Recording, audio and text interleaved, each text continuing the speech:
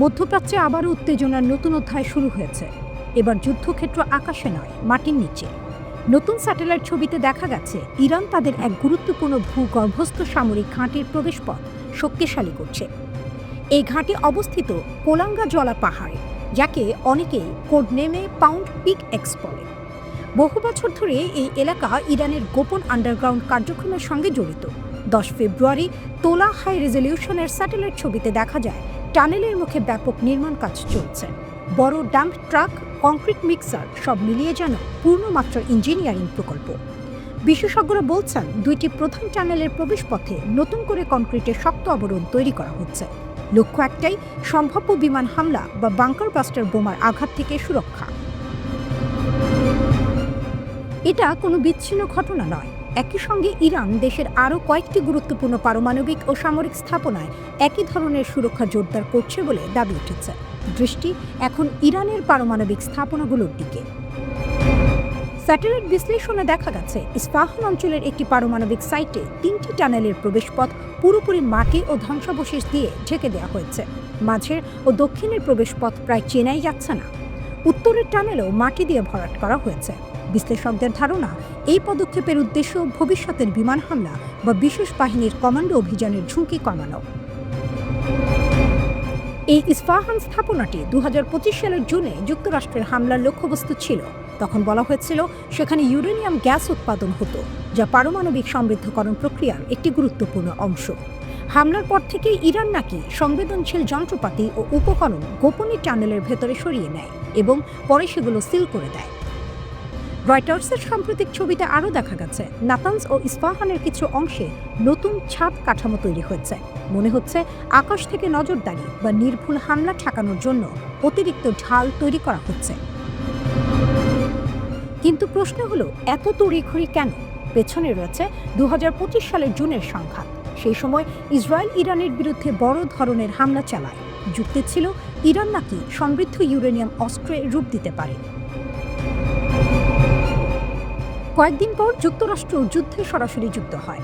22 June মার্কিন B-2 stealth বোমারু বিমান bunker buster বোমা ও টমাহক ক্ষেপণাস্ত্র ব্যবহার করে ইরানের 3টি গুরুত্বপূর্ণ পারমাণবিক স্থাপনায় আঘাত হানে। এর জবাবে ইরান কাতারে থাকা মার্কিন সামরিক ঘাঁটিতে ক্ষেপণাস্ত্র নিক্ষেপ করে। উত্তেজনা দ্রুত বেড়ে যায়, শেষ পর্যন্ত এক ধরনের অস্বস্তিকর যুদ্ধবিরতি হয়। এখন অনেক বিশ্লেষকের প্রশ্ন, ইরান কি মনে করছে আগের 12 দিনের যুদ্ধ কৌশল আবারও প্রয়োগ করা হতে পারে? তাই কি তারা আগেভাগেই প্রস্তুতি নিচ্ছে? ভূগর্ভস্থ ঘাঁটি শক্তিশালী করা মানে শুধু প্রতিরক্ষা নয়, এটি এক ধরনের বার্তাও। বার্তাটি হলো, আগামী হামলা হলে আগের মতো সহজ হবে না। একই সময়ে ইরান বলছে তারা পারমাণবিক অস্ত্র চায় না, তবে নিজেদের অবকাঠামো রক্ষা করা তাদের অধিকার। অন্যদিকে যুক্তরাষ্ট্র ও ইসরায়েল বলছে ইরান যেন কখনো পারমাণবিক অস্ত্র অর্জন করতে না পারে, সেটাই তাদের লক্ষ্য। মাটির নিচে কংক্রিট ঢালা হচ্ছে, টানেল সিল করা হচ্ছে, নতুন ছাদ তৈরি হচ্ছে। আকাশে হয়তো এখনো বোমার শব্দ নেই, কিন্তু প্রস্তুতির শব্দ স্পষ্ট।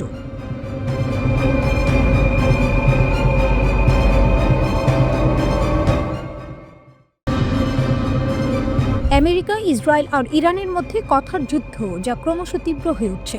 ডোনাল্ড ট্রাম্প আর ইসরায়েলের প্রধানমন্ত্রী বেনিয়ামিন নেতানিয়াহুর ফ্লোরিডায় মিটিংয়ের পর এই উত্তেজনা চরমে পৌঁছেছে। ট্রাম্প সরাসরি হুমকি দিয়েছেন, আর ইরান থেকে এসেছে কঠিন জবাব। একটি বাক্যযুদ্ধে পরিস্থিতি ক্রমশ তীব্র এবং জোরালো হয়ে উঠছে। ডোনাল্ড ট্রাম্পের একটি হুমকি আর ইরানের দৃঢ় প্রতিক্রিয়া। মিসাইল, পারমাণবিক অস্ত্র এবং লাল রেখা আবারও আলোচনার কেন্দ্রবিন্দুতে এসেছে, যখন ওয়াশিংটন শক্তি প্রয়োগের ইঙ্গিত দিচ্ছে। আর ইরান সতর্ক করেছে যে এর ফলাফলের প্রভাব ভুলে যাওয়া যাবে না।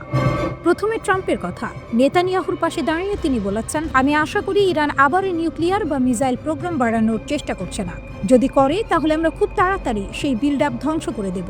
তিনি আরও বলেছেন যে আগের স্ট্রাইকের চেয়ে পরেরটা আরও শক্তিশালী হতে পারে। এমনকি B-2 বিমানের 37 ঘন্টার ফ্লাইটের ফুয়েল নষ্ট করতে চান না। এটা প্রথমবার যে ট্রাম্প সরাসরি ইরানের কনভেনশনাল মিসাইল প্রোগ্রামকেও টার্গেট করেছেন, যা ইরান তাদের প্রতিরক্ষার মূল অস্ত্র বলে মনে করে। ইরানের জবাব এসেছে তাৎক্ষণিক এবং কঠোর। প্রেসিডেন্ট মাসুদ পেজেশকিয়ান সোশ্যাল মিডিয়ায় লিখেছেন, যদি নতুন কোনো আগ্রাসন হয় তাহলে জবাব হবে এতটাই কঠিন যে আগ্রাসীদের পস্তাতে হবে। হবে, আর সে পস্তানো ভুলতে পারবে না।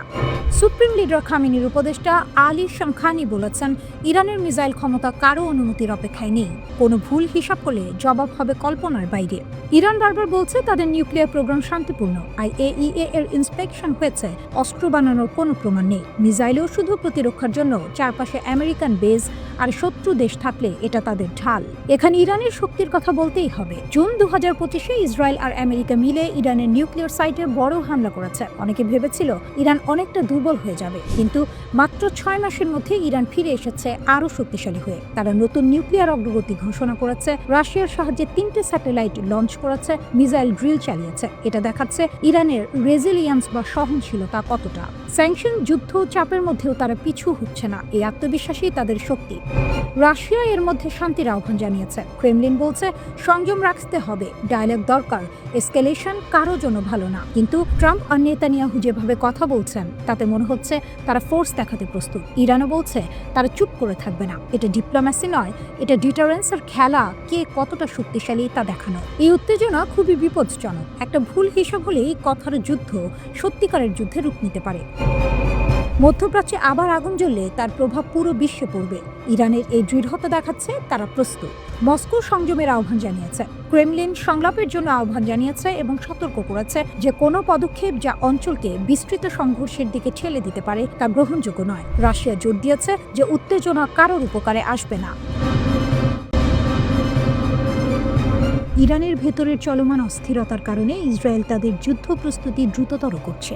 হিব্রু গণমাধ্যমের খবর অনুযায়ী ইসরায়েলের রাজনৈতিক নেতৃত্ব এই বিক্ষোভকে একটি গুরুত্বপূর্ণ ও নাটকীয় ঘটনা হিসেবে দেখছে। তাদের আশঙ্কা, ক্ষমতা হারানোর ভয় থেকে তেহরান হঠাৎ করে ইসরায়েলের ওপর হামলা চালাতে পারে। প্রতিবেদনে বলা হয়, ইসরায়েলি সেনাবাহিনী ইরানকে কেন্দ্র করে বহু ফ্রন্টে যুদ্ধের প্রস্তুতি জোরদার করছে। এই সম্ভাব্য যুদ্ধে ইরান ছাড়াও লেবানন এবং অধিকৃত পশ্চিম তীর অন্তর্ভুক্ত থাকতে পারে। এসব প্রস্তুতি ইসরায়েলের দীর্ঘমেয়াদী সামরিক পরিকল্পনার অংশ, যা 2030 সাল পর্যন্ত বিস্তৃত। একজন সিনিয়র ইসরায়েলি কর্মকর্তা চ্যানেল 12-কে বলেন, ইসরায়েল ইরানের বিক্ষোভ নিয়ে প্রকাশ্যে কোনো মন্তব্য করছে না, তবে রাজনৈতিক নেতৃত্ব বিষয়টিকে নাটকীয় ঘটনা হিসেবে দেখছে। প্রতিবেদন অনুযায়ী যুক্তরাষ্ট্র সফরের সময় ইসরায়েলের প্রধানমন্ত্রী বেনিয়ামিন নেতানিয়াহু ইরানের বিক্ষোভ নিয়ে বিভিন্ন আলোচনা ও পরামর্শ করেছেন। IDF যে যুদ্ধ পরিকল্পনা তৈরি করছে তাতে একটি আশঙ্কাকে গুরুত্ব দেওয়া হচ্ছে। ইরানের শাসক গোষ্ঠী নিজেদের ক্ষমতা রক্ষা করতে ইসরায়েলের উপর হঠাৎ হামলার সিদ্ধান্ত নিতে পারে, যাতে দেশের ভেতরের আন্দোলন দমন করা যায়। প্রতিবেদনে আরও বলা হয়েছে, ইরান ও তাদের আঞ্চলিক সশস্ত্র গোষ্ঠীগুলোর সঙ্গে একটি বড় ধরনের সারপ্রাইজ যুদ্ধ হলে সেখানে প্রথমবারের মতো মহাকাশ থেকে এবং মহাকাশে ইসরায়েলি হামলার সম্ভাবনাও থাকতে পারে। নিউজ ম্যাক্সকে দেয়া এক সাক্ষাৎকারে নেতানিয়াহু বলেন, ইরানের নেতারা নিজেদের জনগণের ভবিষ্যৎ নষ্ট করাচ্ছে। তাদের মতে পরিবর্তন আসবে ইরানের ভেতর থেকে। তিনি বলেন, এটা ইরানি জনগণের বিষয়। আমরা বুঝি তারা কি পরিস্থিতির মধ্যে দিয়ে যাচ্ছে এবং আমরা তাদের প্রতি সহানুভূতিশীল। এরই মধ্যে ইরানের সর্বোচ্চ নেতা আয়াতুল্লাহ আলী খামেনির উপদেষ্টা আলী শামখানি এই সপ্তাহে নেতানিয়াহু ও যুক্তরাষ্ট্রের প্রেসিডেন্ট ডোনাল্ড ট্রাম্পের বৈঠকের পর একটি সম্ভাব্য হামলার ইঙ্গিত দেন। তিনি সামাজিক যোগাযোগ মাধ্যম এক্সে হিব্রু ভাষায় লেখেন, ইরানের প্রতিরক্ষা নীতিতে কিছু প্রতিক্রিয়া হুমকি বাস্তবায়নের আগেই নির্ধারিত থাকে। তিনি আরও লেখেন, ইরানের ক্ষেপণাস্ত্র ও প্রতিরক্ষা সক্ষমতা নিয়ন্ত্রণের বাইরে এবং কোনো অনুমতির প্রয়োজন হয় না। যে কোনো আগ্রাসনের জবাব হবে কঠোর, তাৎক্ষণিক এবং অপ্রত্যাশিত।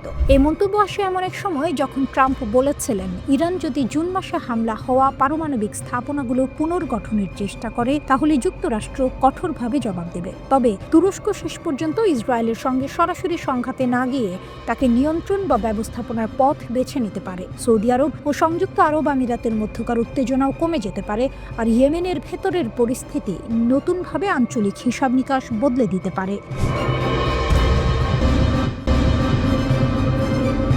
ইরান যুক্তরাষ্ট্রের প্রেসিডেন্ট ডোনাল্ড ট্রাম্পের কড়া বক্তব্যের জবাব দিয়েছে। ট্রাম্প ট্রুথ সোশ্যালে পোস্ট দেন, তারপরই ইসলামী বিপ্লবের নেতা আয়াতুল্লাহ আলী খামেনির এক জ্যেষ্ঠ উপদেষ্টা পাল্টা প্রতিক্রিয়া জানান। তিনি স্পষ্ট করে দেন, ইরানের নিরাপত্তা নিয়ে কোনো আপোষ করা হবে না।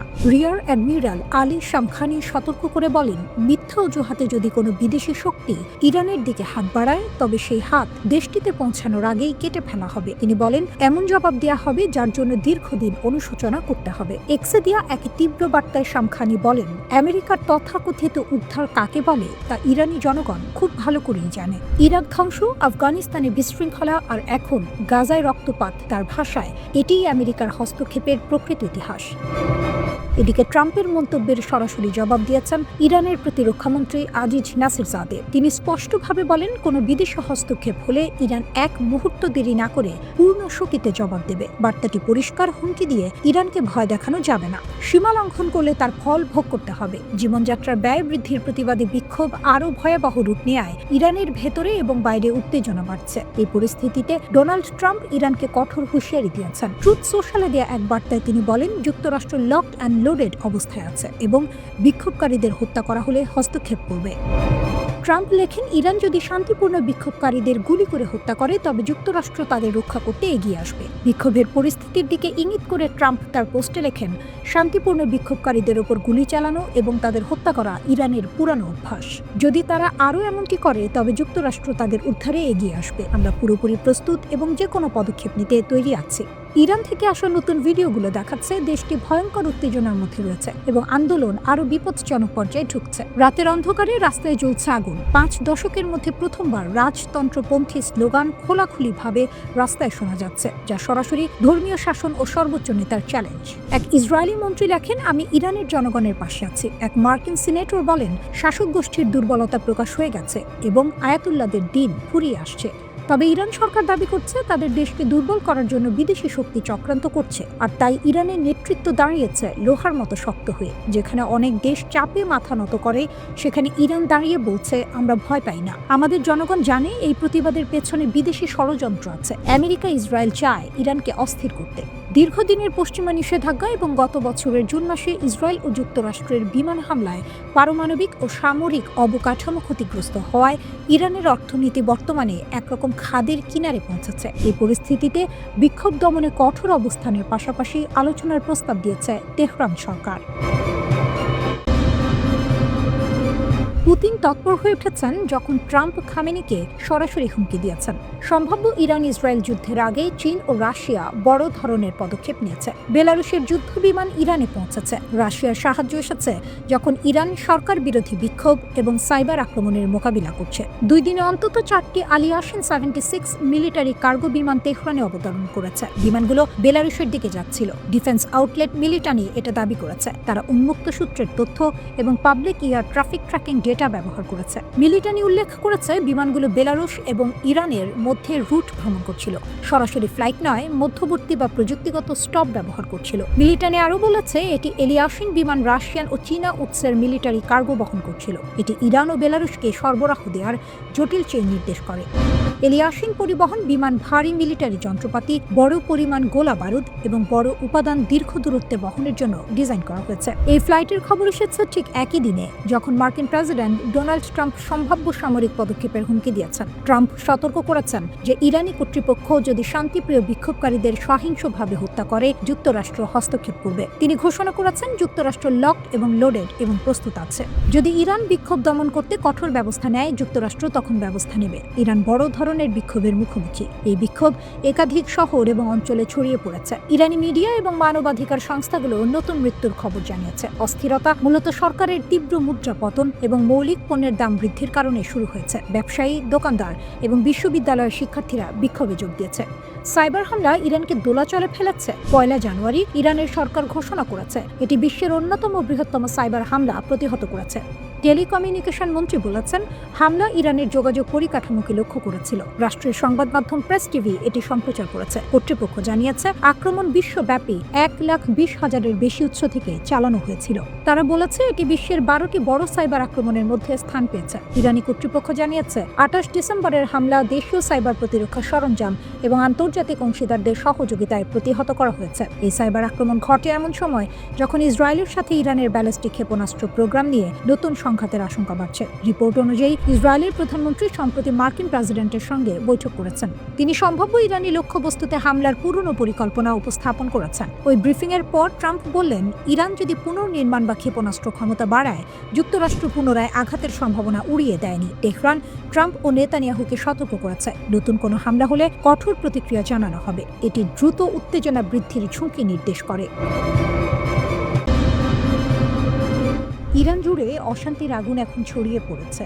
রাস্তায় হাজার হাজার মানুষ নেমে এসেছে, অর্থনীতি ডুবে যাচ্ছে, আর দেশের ধর্মীয় শাসক গোষ্ঠী এমন সময় স্থিতিশীলতা ফিরিয়ে আনতে পারছে না। বিদেশি চাপ ক্রমেই বাড়ছে। ডিসেম্বরে তেহরানে শুরু হওয়া ছোটখাটো ক্ষোভ এখন পুরো দেশের 31 প্রদেশে ছড়িয়ে পড়েছে। শুরু হয়েছিল রিয়ালের দরপতন নিয়ে ক্ষোভ থেকে। গ্র্যান্ড বাজারের ব্যবসায়ীরা হঠাৎ ক্ষুব্ধ হয়ে রাস্তায় নেমেছিলেন। ধীরে ধীরে তরুণেরা এই বিক্ষোভে যোগ দিয়েছে। তবে মাসা আমিনের সময়ে যেসব নারী ও কিশোর আন্দোলনের মুখপাত্র ছিলেন, এই বিক্ষোভে তারা তুলনামূলকভাবে কম দেখা যাচ্ছে।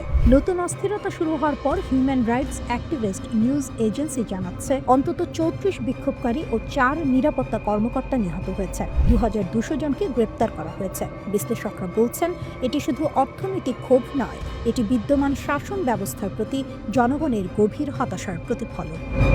ইরানি কর্তৃপক্ষ বিক্ষোভ দমন করতে দ্বিমুখী কৌশল অবলম্বন করছে। তারা বলছে অর্থনৈতিক বিক্ষোভ বৈধ এবং সংলাপের মাধ্যমে সমাধান হবে, তবে একই সঙ্গে রাজপথে সহিংস সংঘর্ষে কাঁদানে গ্যাসও ব্যবহার করা হচ্ছে।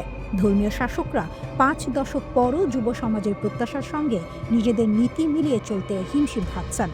রাজপথে তরুণরা শাসক গোষ্ঠীর আদর্শকামী নীতি মেনে চলতে চায় না। পোশাক বিধি থেকে শুরু করে বিদেশ নীতি, যা ইসলামী প্রজাতন্ত্রের মূল স্তম্ভ, তা 30 বছরের কম বয়সীদের কাছে গ্রহণযোগ্য নয়। তরুণরা মুক্তভাবে বাঁচতে চায়। মাসা আমিনি কেন্দ্রিক আন্দোলনের সময় যেসব নারী হিজাব বিধির বিরুদ্ধে সরব হয়েছিল, এবার অনেক নারী জনসম্মুখে হিজাব পরতে অস্বীকৃতি জানাচ্ছেন। চলমান বিক্ষোভে মানুষ আঞ্চলিক সশস্ত্র গোষ্ঠীর প্রতি তেহরানের সমর্থনকে নিন্দা করছে। তারা স্লোগান দিচ্ছে, গাজা নয়, লেবানন নয়, আমার জীবন ইরানের জন্য। এতে দেখা যাচ্ছে দেশের মানুষের আশা ও শাসক গোষ্ঠীর অগ্রাধিকারের মধ্যে দূরত্ব কতটা। ইরানের আঞ্চলিক প্রভাবও কমে গেছে।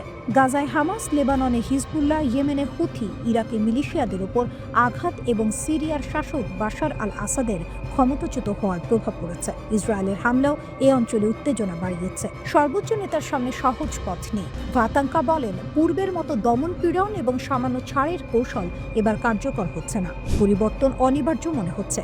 সরকারের পতন হতে পারে, তবে নিশ্চিত নয়। মধ্যপ্রাচ্যের অন্যান্য দেশে দেখা গেছে দীর্ঘকাল ক্ষমতায় থাকা শাসকরা কেবল তখনই পতিত হয় যখন বিক্ষোভ ও সামরিক হস্তক্ষেপ একত্রে ঘটে। যুক্তরাষ্ট্রের প্রেসিডেন্ট ট্রাম্প বলেছেন, নিরাপত্তা বাহিনী যদি নিরস্ত্র বিক্ষোভকারীদের উপর গুলি চালায় তিনি সমর্থন জানাবেন। তবে ইরানের সাধারণ মানুষ চায় না বিদেশি হস্তক্ষেপ। তারা চায় শান্তিপূর্ণ জীবন, বন্ধুত্ব এবং স্বাধীনতা। ইরানের সর্বোচ্চ নেতা আয়াতুল্লাহ আলী খামিনি বলছেন, দেশ শত্রুর কাছে আত্মসমর্পণ করবে না। তবে 86 বছর বয়সী এই নেতা এমন একটি সময়ের মুখোমুখি যেখানে তার নীতি, পারমাণবিক ক্ষেপণাস্ত্র এবং বিদেশি প্রভাব সব চ্যালেঞ্জের মুখোমুখি।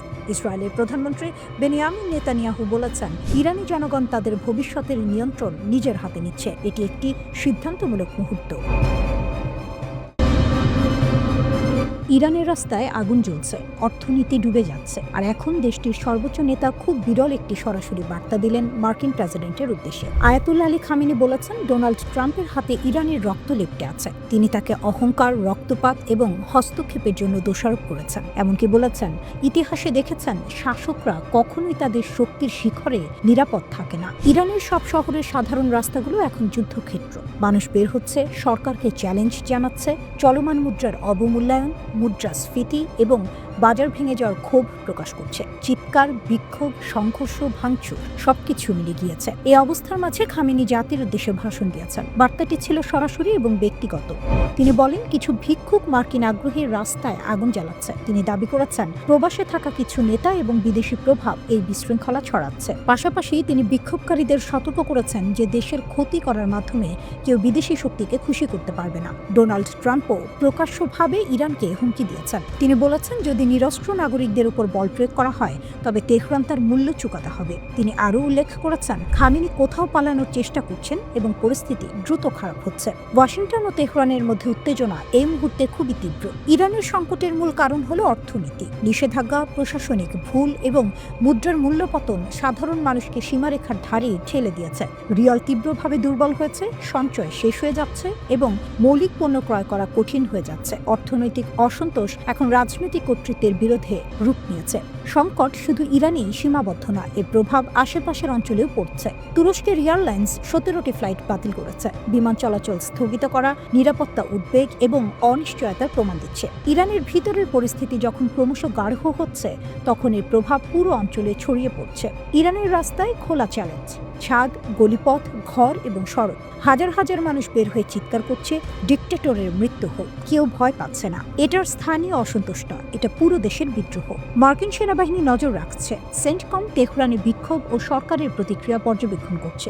F-15E যুদ্ধ বিমান রুটিন রোটেশনের অংশ হিসেবে মোতায়েন করা হয়েছে। বড় কোনো সেনা সমাবেশ নেই, তবে সতর্ক সংকেত স্পষ্ট।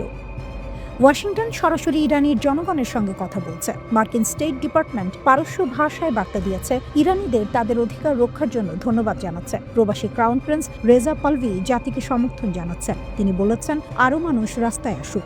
বিক্ষোভের আগুনে তেহরানের সরকারি ভবনও জ্বলে উঠেছে। রাষ্ট্রীয় টেলিভিশনও এই ছবি সম্প্রচার করেছে। এরপর দেশ জুড়ে ইন্টারনেট এবং ফোন ব্ল্যাকআউট, বাজার বন্ধ, বেজারগুলো। মানবাধিকার গ্রুপ বলছে অন্তত 41 জন নিহত, 2270 জন আটক। তবে বিক্ষোভ থেমে নেই। চিৎকার, আগুন, সব মিলিয়ে ইরানের নেতৃত্ব এখন বছরের সবচেয়ে বড় পরীক্ষায়।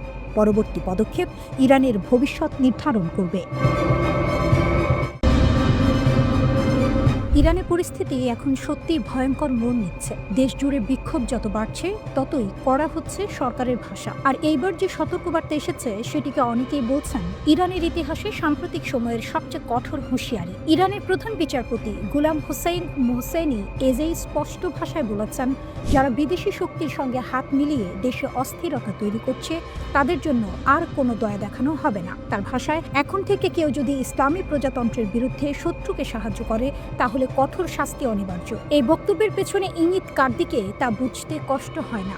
ইরানের রাষ্ট্রীয় গণমাধ্যম সরাসরি যুক্তরাষ্ট্র ও ইসরায়েলের নাম উল্লেখ করেছে। বলা হয়েছে, এই দুই দেশ প্রকাশ্যেই ইরানের অভ্যন্তরীণ বিষয়ে হস্তক্ষেপ করছে, টুইট করছে, বক্তব্য দিচ্ছে, চাপ সৃষ্টি করছে। ইরানের সর্বোচ্চ নেতা আয়াতুল্লাহ আলী খামেনিও একই সুরে কথা বলেছেন। তিনি বলেছেন, এই বিক্ষোভ স্বতঃস্ফূর্ত নয়, এর পেছনে রয়েছে বিদেশি শক্তির উস্কানি। তার মতে, শত্রুরা চায় ইরান ভেঙে পড়ুক, কিন্তু ইরান মাথা নত করবে না। কিন্তু প্রশ্ন হলো, এই বিক্ষোভ শুরুই বা হলো কেন? এর শুরু অর্থনীতি থেকে। ডিসেম্বরে তেহরানের গ্র্যান্ড বাজারে দোকানিরা দোকান বন্ধ করে দেন, কারণ ইরানি মুদ্রার ভয়াবহ পতন। এই অর্থনৈতিক ক্ষোভই ধীরে ধীরে রূপ নেয় রাজনৈতিক বিক্ষোভে।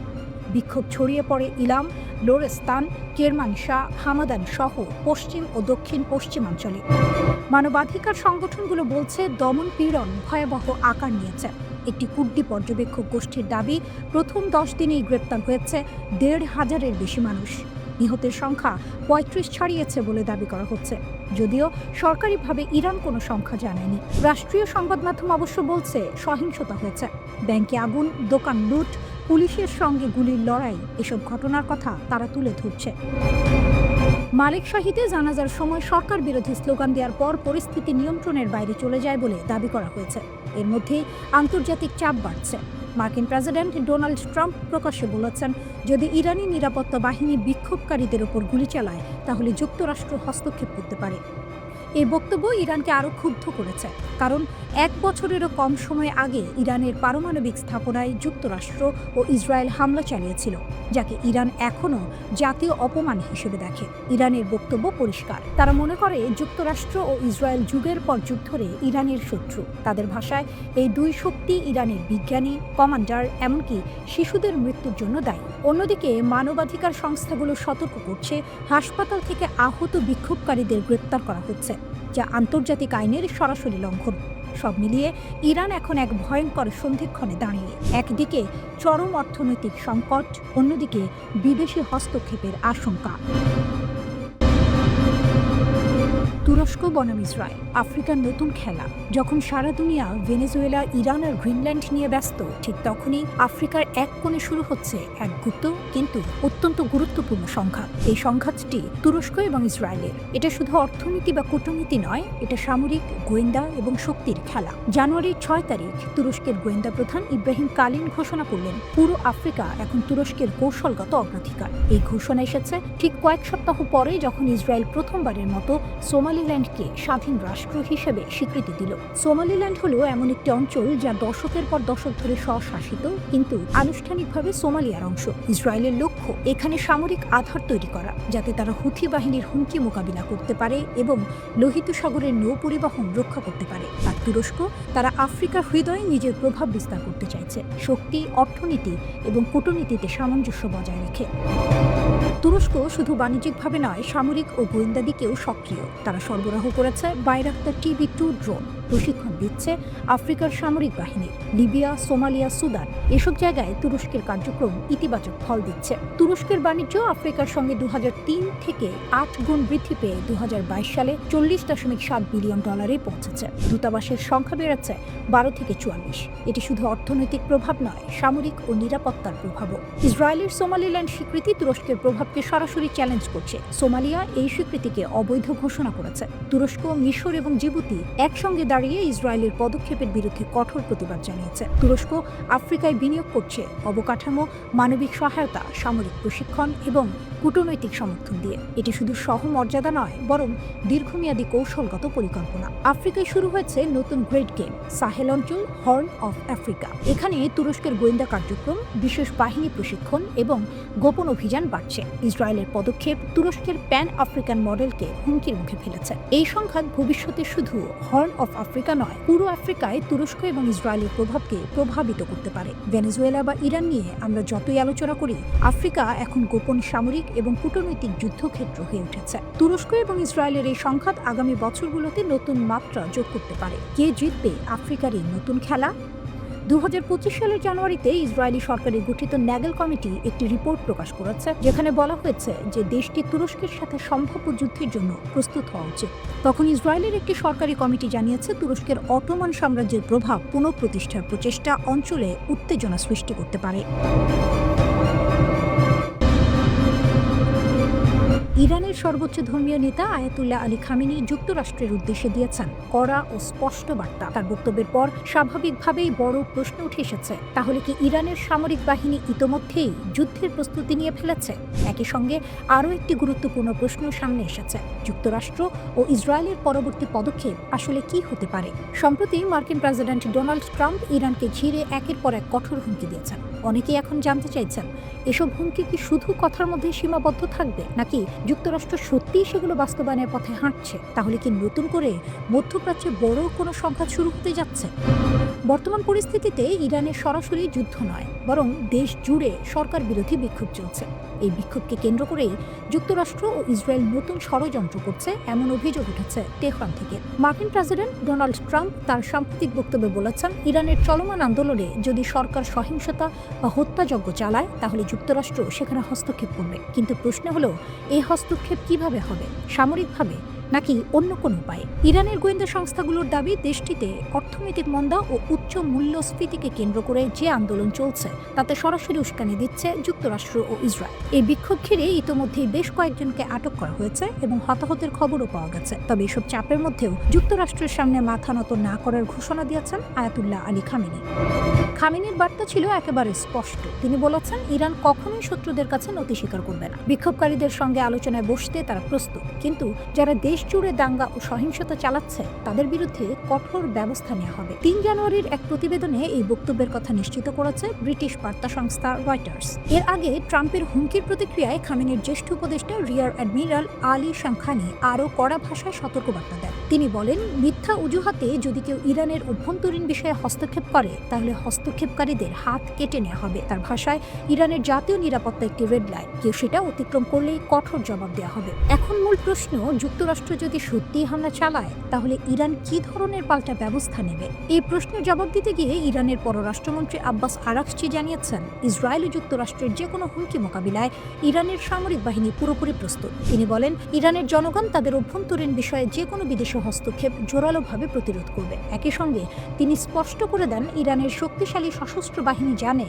কোথায় এবং কিভাবে প্রতিরোধ বলয় গড়ে তুলতে হয় যদি কেউ দেশের সার্বভৌমত্বে আঘাত হানে। এদিকে ইসরায়েলের প্রধানমন্ত্রী বেনিয়ামিন নেতানিয়াহু ইরানের বিরুদ্ধে নতুন করে সামরিক অভিযানের সুযোগ খুঁজছেন বলে অভিযোগ উঠেছে। ট্রাম্পের কাছে ইরান প্রসঙ্গে নালিশ জানিয়ে নেতানিয়াহু দাবি করেছেন, ইরান অত্যন্ত গোপনে তাদের ক্ষেপণাস্ত্র সক্ষমতা বাড়াচ্ছে। এসব ক্ষেপণাস্ত্রে নাকি রাসায়নিক পদার্থের মতো শক্তিশালী বিস্ফোরক ব্যবহারের সক্ষমতাও রয়েছে। নেতানিয়াহুর অভিযোগ, এসব ক্ষেপণাস্ত্র ভবিষ্যতে ইহুদিবাদী রাষ্ট্রের বিরুদ্ধে ব্যবহার করতে পারে তেহরান।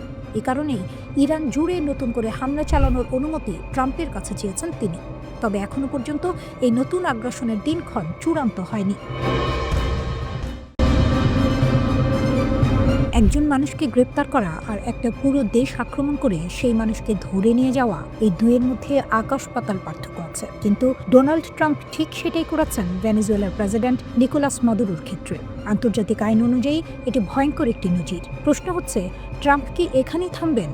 মাদুরোকে অপহরণের মাত্র 2 দিনের মধ্যেই ট্রাম্পের বক্তব্যে ইঙ্গিত মিলছে তার সামনে হয়তো আরও একটি টার্গেট লিস্ট আছে। মানচিত্র খুলে দেখলে বোঝা যায় তার নজর মূলত লাতিন আমেরিকার দেশগুলোর দিকে। প্রথমেই আসে কলম্বিয়া, দক্ষিণ আমেরিকার 4র্থ বৃহত্তম দেশ, জনসংখ্যা প্রায় 5,20 লাখ। দেশটি তেল, সোনা, রূপা ও তামার মতো গুরুত্বপূর্ণ প্রাকৃতিক সম্পদে ভরপুর। কলম্বিয়ার প্রেসিডেন্ট গুস্তাভো পেট্রো দেশটির প্রথম বামপন্থী প্রেসিডেন্ট। ট্রাম্প তাকে একেবারেই পছন্দ করেন না। ট্রাম্প সরাসরি অভিযোগ করেছেন পেট্রো নাকি কোকেন উৎপাদন ও পাচারের সঙ্গে জড়িত। পরে ট্রাম্প পরিষ্কার করেন তিনি কলম্বিয়ায় মার্কিন অপারেশন চালানোর সম্ভাবনা উড়িয়ে দিচ্ছেন না। কলম্বিয়া এতে ক্ষুব্ধ। প্রেসিডেন্ট পেট্রো বলেছেন ট্রাম্প তার বিরুদ্ধে মিথ্যা অপবাদ দিচ্ছেন। পরিস্থিতি চরমে গেলে অস্ত্র হাতে নেওয়ার কথাও বলেছেন তিনি। অর্থাৎ একটি সরাসরি সামরিক সংঘাতের আশঙ্কা তৈরি হয়েছে। এরপর আসে কিউবা, ফিদেল কাস্ট্রোর দেশ, জনসংখ্যা প্রায় 1,10 লাখ। কিউবা বহু দশক ধরে মার্কিন নিষেধাজ্ঞার মধ্যে রয়েছে। দেশটির বর্তমান প্রেসিডেন্ট মিগেল দিয়াজ কানেল। মজার বিষয় হলো, কিউবার কথা প্রথম বলেন মার্কিন পররাষ্ট্রমন্ত্রী মার্কো রুবিও। তিনি বলেন কিউবা গুরুতর সমস্যায় পড়তে পারে। ট্রাম্পের প্রতিক্রিয়া ছিল ঠান্ডা কিন্তু ভয়ঙ্কর। তিনি বলেন কিউবাকে আক্রমণ করতে হবে না, দেশটা এমনিতেই পড়ে যাবে।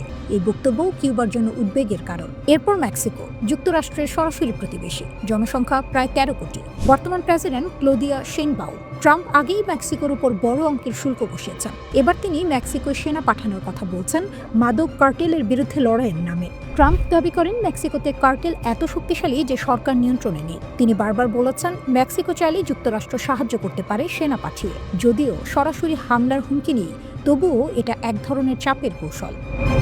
লাতিন আমেরিকার বাইরে একেবারে আলাদা জায়গায় রয়েছে গ্রিনল্যান্ড। এটি ডেনমার্কের অংশ হলেও স্বায়ত্তশাসিত অঞ্চল। তেল, গ্যাস, রেয়ার আর্থ মিনারেল আর আর্কটিক অঞ্চলের কৌশলগত অবস্থানের কারণে ট্রাম্প দীর্ঘদিন ধরেই গ্রিনল্যান্ডে আগ্রহী। তিনি স্পষ্ট বলেছেন যুক্তরাষ্ট্রের জাতীয় নিরাপত্তার জন্য গ্রিনল্যান্ড দরকার। কিন্তু সমস্যা হলো ডেনমার্ক ন্যাটো সদস্য, যুক্তরাষ্ট্রও তাই। যদি যুক্তরাষ্ট্র গ্রিনল্যান্ডে হামলা চালায় তাহলে ন্যাটোর আর্টিকেল 5 অনুযায়ী সেটি হবে এক সদস্যের ওপর আরেক সদস্যের আক্রমণ। এর মানে ন্যাটোর ভবিষ্যতে প্রশ্নের মুখে পড়বে। ইরানও আছে যুক্তরাষ্ট্রের তালিকায়। যুক্তরাষ্ট্র ভেনেজুয়েলার প্রেসিডেন্ট নিকোলা মাদুরোকে অপহরণের ঘোষণা দেওয়ার কয়েক ঘন্টার মধ্যেই ইসরায়েলি রাজনীতিক ইয়ার লাপিদ ইরানের প্রতি হুমকির সুরে কথা বলেছেন। তিনি বলেছেন ইরানি শাসক গোষ্ঠীর উচিত ভেনেজুয়েলায় কি ঘটছে সেদিকে গভীরভাবে নজর রাখা। যুক্তরাষ্ট্রের প্রেসিডেন্ট ডোনাল্ড ট্রাম্প ও ইসরায়েলের প্রধানমন্ত্রী বেনিয়ামিন নেতানিয়াহুর বৈঠকের এক সপ্তাহের কম সময়ের মধ্যে মাদুরোকে জোর করে ক্ষমতা থেকে সরিয়ে দেওয়ার ঘটনা ঘটেছে। ওই বৈঠকে ট্রাম্প ইরানের বিরুদ্ধে নতুন করে হামলা চালানোর হুমকিও দেন। ভেনেজুয়েলার প্রেসিডেন্ট নিকোলাস মাদুরোকে আটক শুধু আঞ্চলিক সংকট নয়, এটি এখন বিশ্বব্যাপী কূটনৈতিক দ্বন্দ্বের সূচনা করেছে। আমেরিকার সেনারা যখন মাদুরোকে আটক করল, চীন হঠাৎ থেমে থাকার রোষ প্রকাশ করল। 2 দশক ধরে লাতিন আমেরিকায় বিনিয়োগ, ঋণ, তেল চুক্তি, কৌশলগত অবস্থান সবই চীনের হাত থেকে ছিনিয়ে যাওয়ার ঝুঁকিতে। পাশাপাশি চীন সরাসরি আমেরিকাকে হুঁশিয়ারি দিল, মাদুরো এবং তার স্ত্রী সেলিয়া ফ্লোরেসকে অবিলম্বে মুক্তি দিতে হবে। ভেনেজুয়েলার সরকারকে উৎখাত করার প্রচেষ্টা বন্ধ করতে হবে। সব সমস্যার সমাধান কূটনৈতিক আলোচনার মাধ্যমে করতে হবে। চীন বলল এই ঘটনা গভীরভাবে উদ্বেগজনক। চীনের পররাষ্ট্র মন্ত্রণালয় স্পষ্টভাবে জানিয়েছে যুক্তরাষ্ট্রের এই কাজ আন্তর্জাতিক আইন লঙ্ঘন করেছে। মাদুরো এবং তার স্ত্রী নিরাপত্তা নিশ্চিত করা, অবিলম্বে মুক্তি দেয়া, ভেনেজুয়েলার সরকারকে বেদখল না করার জন্য চাপ দেয়া এবং সব সমস্যার সমাধান কূটনৈতিক আলোচনার মাধ্যমে করার আহ্বান জানানো হয়েছে। কিন্তু চীনের সবচেয়ে বড় উদ্বেগ কেবল কূটনীতি নয়, অর্থ, তেল, প্রভাব সবই জড়িত। গত 2 দশকে চীন ভেনেজুয়েলায় ঢেলেছে $100 বিলিয়ন বেশি ঋণ, অবকাঠামো, শক্তি প্রকল্প, মহাকাশ সহযোগিতা, কৌশলগত বিনিয়োগ সবকিছু। ভেনেজুয়েলার কাছে চীনের ঋণের পরিমাণ প্রায় $15.6 বিলিয়ন। বিনিয়োগের মাধ্যমে চীন লাতিন আমেরিকায় প্রভাব বিস্তার করছিল। ভেনেজুয়েলা হয়ে উঠেছিল চীনের জন্য গুরুত্বপূর্ণ দ্বার। ডোনাল্ড ট্রাম্প ক্ষমতায় আসার আগে হুগো সাভেজের অধীনে ভেনেজুয়েলা চীনের দরজা খুলেছিল, আর এখন মাদুরোকে আটক করার মুহূর্তে তিনি চীনের লাতিন আমেরিকা বিশেষ প্রতিনিধি কুশির সঙ্গে বৈঠক করেছিলেন। চীনের প্রেসিডেন্ট শি জিনপিং গত বছর $9.2 বিলিয়ন ক্রেডিট লাইন ঘোষণা করেছিলেন লাতিন আমেরিকা ও ক্যারিবিয়ান অঞ্চলের জন্য। ভেনেজুয়েলার মূল সম্পদ হলো তেল। বিশ্বের অন্যতম বড় তেল রিজার্ভ এখানে রয়েছে। দৈনিক প্রায় 1 মিলিয়ন ব্যারেল উৎপাদন হয়, যার বেশিরভাগই চীনের কাছে যায়। মাদুরোর আটক শুধু লাতিন আমেরিকার সংকট নয়, এটি এখন বৈশ্বিক শক্তিদ্বন্দ্ব। চীন সরাসরি জানিয়েছে যুক্তরাষ্ট্রের এই কর্মকাণ্ড প্রচণ্ড শক্তির ব্যবহার এবং তা সীমা লঙ্ঘন করেছে। চীনের পররাষ্ট্র মন্ত্রণালয় বলেছে ভেনেজুয়েলার সার্বভৌমত্ব লঙ্ঘিত হয়েছে। বেইজিং আমেরিকাকে হেজিমনিক আচরণের জন্য দোষারোপ করেছে এবং সতর্ক করেছে এই পদক্ষেপ লাতিন আমেরিকা ও ক্যারিবিয়ান অঞ্চলে শান্তি ও নিরাপত্তাকে হুমকিতে ফেলবে। ইরান এবং রাশিয়া সরাসরি যুক্তরাষ্ট্রকে তোপ দেখেছে। তেহরান বলেছে এই অভিযান অবৈধ, এটি বৈশ্বিক স্থিতিশীলতাকে ক্ষুণ্ণ করতে পারে এবং বিপজ্জনক উদাহরণ স্থাপন করে। মস্কো বলেছে কূটনীতি ছেড়ে সাফল্যহীন শত্রুতা সৃষ্টি হয়েছে, তীব্র সংঘাত নিয়ন্ত্রণের বাইরে চলে যেতে পারে। বেইজিং, তেহরান এবং মস্কো সব বড় শক্তি এক হয়ে যুক্তরাষ্ট্রের পদক্ষেপের বিরুদ্ধে দাঁড়িয়েছে। ভেনেজুয়েলার প্রেসিডেন্ট মাদুরোর আটক এখন শুধু রাজনৈতিক বা সামরিক ঘটনা নয়, এটি বিশ্বব্যাপী শক্তি ভারসাম্যকে নতুন করে চ্যালেঞ্জ করছে। অর্থ, তেল, প্রভাব সবকিছুর উপর দাঁড়িয়ে চীনকে এখন সবচেয়ে বড় ক্ষতিগ্রস্ত হিসেবে দেখা হচ্ছে। লাতিন আমেরিকার দীর্ঘমেয়াদী কৌশলগত পরিকল্পনা এবং বিশ্বব্যাপী কূটনৈতিক অবস্থান হুমকির মুখে। ইরান উত্তাল, আর হঠাৎ করে কেন দেশটির সবচেয়ে শক্তিশালী বাহিনী রেভলিউশনারি গার্ড বলছে নিরাপত্তা আমাদের রেড লাইন? ইরানের ক্ষমতা কাঠামো বোঝা খুব গুরুত্বপূর্ণ। দেশটির সবচেয়ে শক্তিশালী বাহিনী হলো Islamic revolutionary guard corps IRGC। এরা শুধু সেনাবাহিনী নয়, এরা রাজনীতি, অর্থনীতি, নিরাপত্তা সবখানেই প্রভাব রাখে। আর এই বাহিনী সরাসরি সর্বোচ্চ নেতা আয়াতুল্লাহ আলী খামেনির অধীনে কাজ করে। এই প্রশ্নের উত্তর পেতে হলে আমাদের কয়েক ধাপ পেছনে যেতে হবে। প্রথমে আসি বিক্ষোভের কারণের দিকে। ইরানে গত কয়েক বছর ধরে অর্থনীতি ভয়াবহ চাপের মধ্যে আছে। মুদ্রাস্ফীতি নিয়ন্ত্রণের বাইরে চলে গেছে। সাধারণ মানুষের আয় বাড়ছে না, কিন্তু চাল, তেল, গ্যাস সবকিছুর দাম আকাশ ছোঁয়া। এর ফলে ডিসেম্বরের শেষ দিকে মানুষ রাস্তায় নামে। শুরুটা ছিল অর্থনৈতিক প্রতিবাদ দিয়ে, কিন্তু খুব দ্রুত এই আন্দোলন রাজনৈতিক রূপ নেয়। এখন অনেক বিক্ষোভকারী সরাসরি বলছে তারা বর্তমান ধর্মীয় শাসন ব্যবস্থা আর চায় না। লাগাম টানতে শুরু করেছেন ইরানের শীর্ষ নেতা। IRGC এক বিবৃতিতে বলেছে নিরাপত্তা একটি রেড লাইন। 1979 সালের ইসলামিক বিপ্লবের অর্জন রক্ষা করা আমাদের দায়িত্ব। এর মানে হলো ইরান সরকার মনে করছে পরিস্থিতি হাতের বাইরে যাচ্ছে, এখন আর নরম পথে হাঁটার সুযোগ নেই। এদিকে মাঠের পরিস্থিতি আরো ভয়ঙ্কর হচ্ছে। রাষ্ট্রীয় সংবাদ মাধ্যম বলছে তেহরানের কাছে কারাজ শহরে একটি সরকারি ভবনে আগুন দেওয়া হয়েছে। সংঘর্ষ এখন দুই পক্ষেই প্রাণ নিচ্ছে। মানবাধিকার সংস্থাগুলো বলছে বহু সাধারণ মানুষও মারা গেছেন, কিন্তু সঠিক সংখ্যা জানা যাচ্ছে না, কারণ সরকার ইন্টারনেট বন্ধ করে দিয়েছে। পশ্চিম ইরানের এক প্রত্যক্ষদর্শী ফোনে জানিয়েছেন সেখানে রিভলিউশনারি গার্ড মোতায়েন করা হয়েছে এবং গুলি চালানো হচ্ছে। এখন প্রশ্ন, এই অস্থিরতা কি শুধু ইরানের ভেতরের সমস্যা? এখানেই আন্তর্জাতিক রাজনীতি ঢুকে পড়ে। যুক্তরাষ্ট্রের প্রেসিডেন্ট ডোনাল্ড ট্রাম্প এবং পররাষ্ট্রমন্ত্রী মার্কো রুবিও প্রকাশ্যে বিক্ষোভকারীদের সমর্থন দিয়েছেন। রুবিও বলেছেন যুক্তরাষ্ট্র ইরানের সাহসী জনগণের পাশে আছে। ইরান সরকারের কাছে এটি সরাসরি বিদেশি হস্তক্ষেপ, তাই তেহরান শুরু থেকেই যুক্তরাষ্ট্র ও ইসরায়েলের দিকে আঙুল তুলছে। আরও একটি গুরুত্বপূর্ণ চরিত্র এখানে হাজির হয়েছেন, ইরানের শেষ শাহের ছেলে রেজা পাহলভি। তিনি বিদেশ থেকে বিক্ষোভকারীদের আহ্বান জানাচ্ছেন শুধু রাস্তায় নামলেই হবে না, শহরের কেন্দ্র দখল করতে হবে, পরিবহন, তেল, গ্যাস খাতে ধর্মঘট ডাকতে হবে। কিন্তু এখানেও যুক্তরাষ্ট্র সাবধানী। ট্রাম্প স্পষ্ট বলেছেন তিনি এখনই পাহলভির সঙ্গে দেখা করতে চান না। বিশ্লেষকদের মতে যুক্তরাষ্ট্র আগে দেখতে চায় সরকার টিকে যায় নাকি আন্দোলন জেতে। সবশেষে ট্রাম্প সরাসরি হুঁশিয়ারি দিয়েছেন। তিনি বলেছেন আপনারা যদি গুলি চালান আমরাও গুলি চালাতে শুরু করব। এই বক্তব্য পরিস্থিতিকে আরো বিপজ্জনক করে তুলেছে। সব মিলিয়ে ইরান এখন দাঁড়িয়ে আছে এক ভয়ঙ্কর মোড়ে। একদিকে রিভলিউশনারি গার্ডের রেড লাইন, অন্যদিকে জনগণের ক্ষোভ, বিদেশি চাপ এবং নেতৃত্বের প্রশ্ন। কেন এখন ইরানের উপর মার্কিন ইসরায়েল হামলার বিরোধিতা করছে আরব দেশগুলো? কয়েক বছর আগেও চিত্রটা ছিল একেবারে আলাদা। সৌদি আরব, সংযুক্ত আরব আমিরাত সহ অনেক আরব দেশে মনে করত ইরানই মধ্যপ্রাচ্যের সবচেয়ে বড় হুমকি। তাই যুক্তরাষ্ট্র যদি ইরানে সরকার পরিবর্তনের জন্য সামরিক হামলা চালাতো, অনেক আরব দেশ সেটাকে খারাপ চোখে দেখত না। কিন্তু 2025 সালের শেষে এসে পরিস্থিতি নাটকীয়ভাবে বদলে গেছে। আজ সেই আরব দেশগুলোই যারা একসময় ইরানের বিরোধী ছিল, এখন যুক্তরাষ্ট্রকে অনুরোধ করছে ইরানের ওপর হামলা করবেন না। প্রশ্ন হলো, হঠাৎ এই বদল কেন? এর উত্তর লুকিয়ে আছে ইসরায়েলের সাম্প্রতিক আচরণে। ইসরায়েলের গ্রেটার ইসরায়েল পরিকল্পনা গত প্রায় 2.5 বছর ধরে আরব নেতারা এক ভয়ঙ্কর বাস্তবতা সামনে থেকে দেখছেন। ইসরায়েল শুধু গাজায় হামলা চালাচ্ছে না, বরং ধীরে ধীরে পুরো অঞ্চলে নিজেদের প্রভাব বিস্তৃত করছে। ইসরায়েলের কিছু কট্টর নেতা প্রকাশ্যেই বলেছেন তাদের লক্ষ্য একটি গ্রেটার ইসরায়েল, যার সীমানাকে ইরাকের ইউফ্রেটিস নদী থেকে মিশরের নীল নদ পর্যন্ত।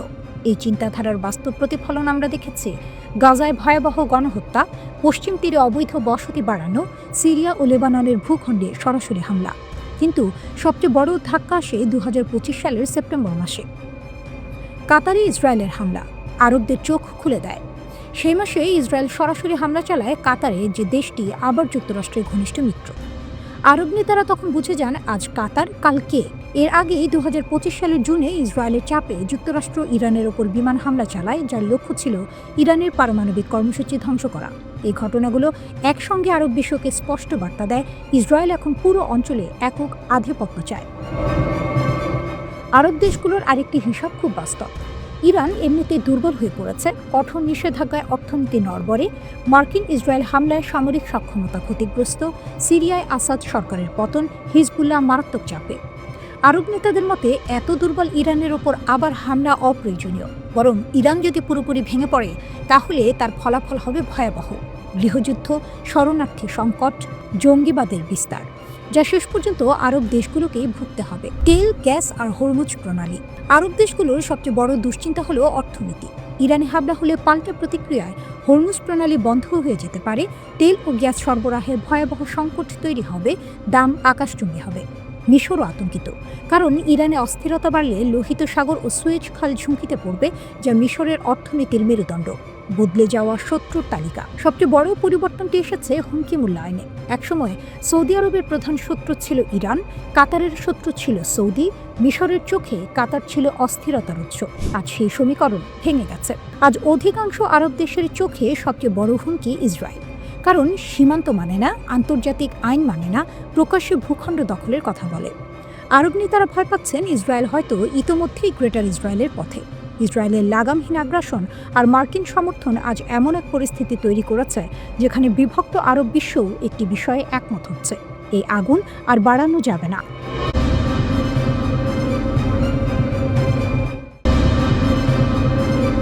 ইরানে চলমান অস্থিরতা এবং সম্ভাব্য যুদ্ধের আশঙ্কার মধ্যে এবার নতুন করে সতর্কতা জারি করেছে যুক্তরাষ্ট্র।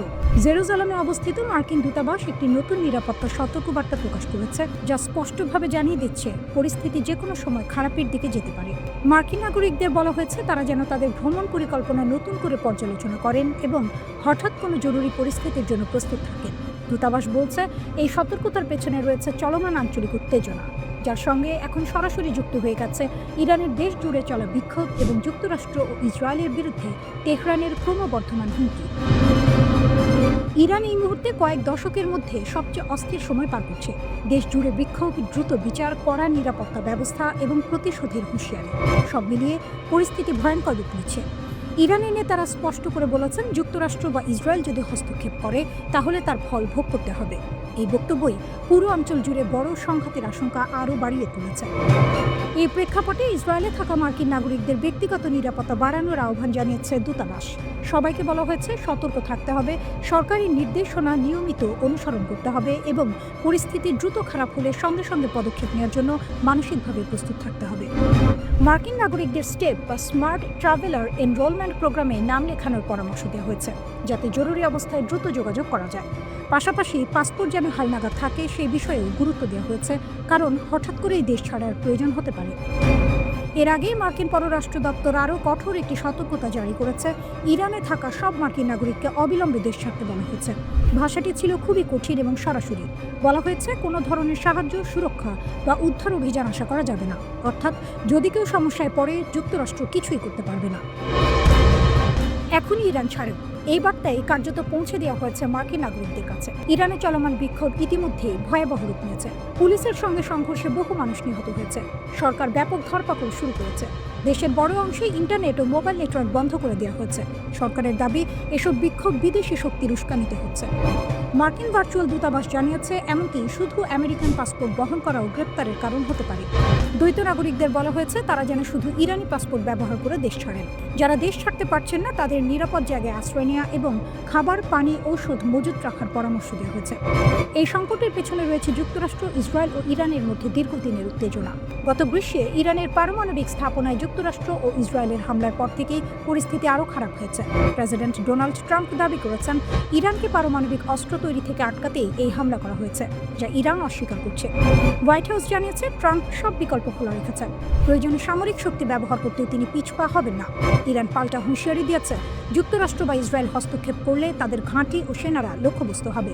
একই সঙ্গে ইরান দাবি করেছে তারা বিদেশি গুপ্তচর ও নাশকতার প্রমাণ পেয়েছে।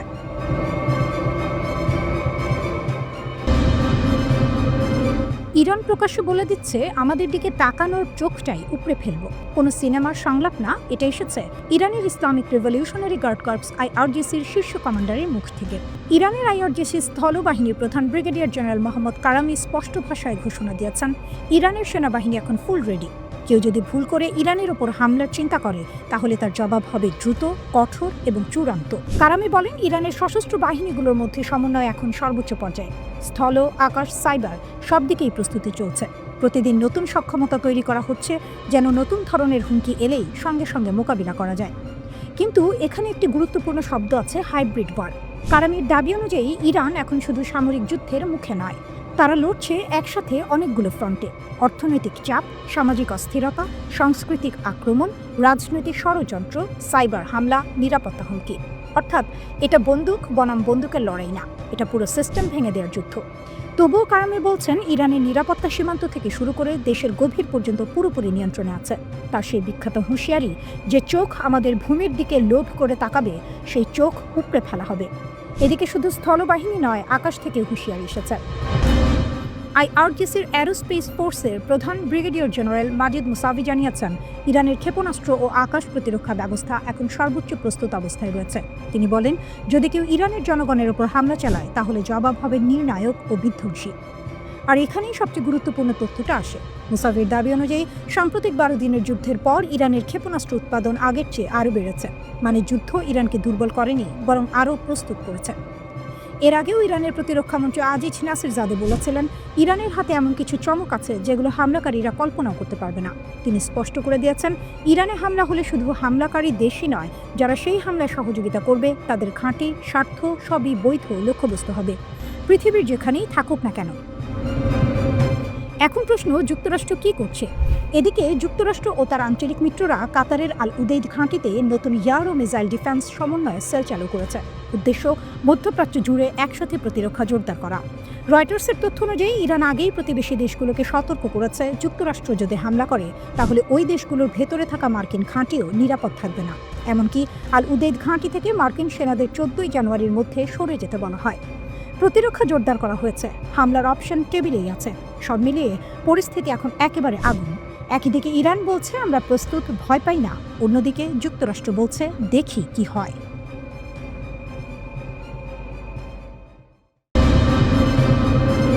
মধ্যপ্রাচ্য এখন এমন একটি অবস্থানে দাঁড়িয়ে আছে যেখানে একটি ছোট আঘাতও ভয়াবহ বিস্ফোরণে রূপ নিতে পারে। পরিস্থিতিটা অনেকটা এমন একটা আগ্নেয়গিরি যেটা ভেতরে ভেতরে ফুটছে, শুধু ফেটে পড়ার অপেক্ষা। এই প্রেক্ষাপটে যদি ইরানে কোনো সামরিক হামলা হয় তাহলে সেটাকে শুধু একটি দেশের উপর আক্রমণ হিসেবে দেখা যাবে না। ইরানে হামলা মানে পুরো মধ্যপ্রাচ্যে যুদ্ধের অ্যালার্ম বেজে ওঠা। ইরান এই ব্যাপারে একদম পরিষ্কার অবস্থান নিয়েছে। দেশটির শীর্ষ নেতারা বারবার বলেছেন, সীমা পেরোলেই পাল্টা জবাব আসবে, আর সেটা হবে বহুমুখী ও বিধ্বংসী। ইরানের পার্লামেন্ট স্পিকার মোহাম্মদ বাকির কালিবাফ সরাসরি যুক্তরাষ্ট্রকে উদ্দেশ্য করে এই হুঁশিয়ারি দিয়েছেন। এমন এক সময় এই বক্তব্য এলো যখন ইরানের ভেতরে সরকার বিরোধী বিক্ষোভ চলছে এবং বাইরের চাপও বাড়ছে। কালিবাফ বলেন, আমেরিকা যদি ইরানে নতুন করে সামরিক হামলার পথ বেছে নেয় তাহলে শুধু ইসরায়েল নয়, মধ্যপ্রাচ্যে থাকা মার্কিন সামরিক ঘাঁটি ও নৌ পরিবহন কেন্দ্রগুলো ইরানের বৈধ লক্ষ্যবস্তুতে পরিণত হবে। এটা খুবই গুরুত্বপূর্ণ একটি বক্তব্য, কারণ এখানে তিনি শুধু ইসরায়েলের কথা বলেননি, তিনি ইঙ্গিত দিয়েছেন কাতার, সৌদি আরব, কুয়েত ও বাহরাইনে থাকা মার্কিন সামরিক ঘাঁটিগুলোর দিকে। এই দেশগুলো দীর্ঘদিন ধরেই যুক্তরাষ্ট্রের ঘনিষ্ঠ মিত্র। এখান থেকেই মধ্যপ্রাচ্যে অনেক মার্কিন সামরিক অভিযান পরিচালিত হয়। ইরানের বক্তব্য খুব স্পষ্ট, যদি এই ঘাঁটিগুলো ব্যবহার করে ইরানে হামলা চালানো হয় তাহলে সেগুলোকেও আঘাতের আওতায় আনা হবে। এখন প্রশ্ন হলো, ইরান কি সত্যি এটা করতে পারবে? বিশেষজ্ঞদের মতে ইরানের সামরিক সক্ষমতা হালকাভাবে নেওয়ার সুযোগ নেই। ইরানের হাতে রয়েছে উন্নত ব্যালিস্টিক ক্ষেপণাস্ত্র, দীর্ঘপাল্লার ড্রোন প্রযুক্তি এবং সবচেয়ে বড় কথা, পুরো মধ্যপ্রাচ্য জুড়ে তাদের আঞ্চলিক মিত্রদের শক্ত নেটওয়ার্ক। লেবাননে হিজবুল্লাহ, ইয়েমেনে হুথি, ইরাকের সশস্ত্র গোষ্ঠী, সব মিলিয়ে ইরান এমন একটি অবস্থানে আছে যেখানে চাইলে তারা একসাথে একাধিক ফ্রন্টে চাপ তৈরি করতে পারে। এ কারণেই সামরিক বিশ্লেষকরা বলছেন, ইরানে হামলা হলে সেটা কখনোই সীমিত থাকবে না, সংঘাত ছড়িয়ে পড়বে পুরো অঞ্চলে। তেলের বাজার অস্থির হবে, নৌপথে ঝুঁকির মুখে পড়বে এবং বিশ্ব অর্থনীতিতেও বড় প্রভাব পড়তে পারে। তবে এখানে একটি গুরুত্বপূর্ণ বিষয় আছে, ইরান যে এত কড়া ভাষায় হুঁশিয়ারি দিচ্ছে তা যুদ্ধ শুরু করার জন্য নয়, বরং যুদ্ধ ঠেকানোর কৌশল হিসেবেই দেখছেন অনেক বিশ্লেষক। ইরানের দৃষ্টিতে যুক্তরাষ্ট্র ও ইসরায়েল তাদের নিরাপত্তার সবচেয়ে বড় হুমকি, কারণ মধ্যপ্রাচ্যের বিভিন্ন দেশে থাকা মার্কিন ঘাঁটি ও নৌবহর ব্যবহার করেই ইরানের বিরুদ্ধে হামলা চালানো হতে পারে। তাই ইরান আগেই পরিষ্কার করে দিচ্ছে, আমাদের ভূখণ্ডে আঘাত এলে সেই হামলার উৎস ও সহযোগী সবাই বৈধ লক্ষ্য হবে। এর পেছনে আরেকটি রাজনৈতিক হিসাবও আছে। দেশের ভেতরে বিক্ষোভ ও চাপের সময় বাইরের হুমকি সামনে এনে জাতীয় সংহতি জোরদার করা, এটা বহু রাষ্ট্রই করে থাকে। ইরানের ক্ষেত্রেও বিষয়টি ব্যতিক্রম নয় বলে মনে করছেন বিশ্লেষকরা। সব মিলিয়ে বলা যায়, মধ্যপ্রাচ্য এখন চরম উত্তেজনার এক বিপজ্জনক মোড়ে দাঁড়িয়ে। একটি ভুল সিদ্ধান্ত, একটি অপ্রয়োজনীয় আঘাত, আর তাতেই গোটা অঞ্চল ঢুকে যেতে পারে এমন এক সংঘাতে যার আগুন ছড়িয়ে পড়বে অনেক দূর পর্যন্ত।